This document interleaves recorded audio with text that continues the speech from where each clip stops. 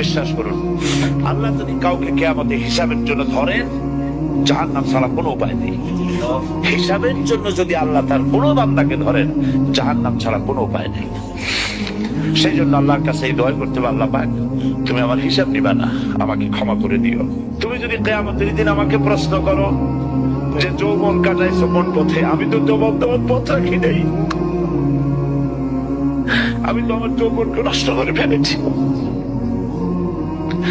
তুমি যদি প্রশ্ন করো টাকা পয়সা কামাই করেছো কোন পথে, আমি তার জবাব দেওয়ার পথ রাখি নেই। যদি প্রশ্ন করো কোন পথে খরচ করেছো, আমি সেটারও পথ রাখি নেই, নষ্ট করে ফেলেছি। তুমি আমাকে ক্ষমা করে দাও। সেজন্য আল্লাহর কাছে দোয়া করতে হবে,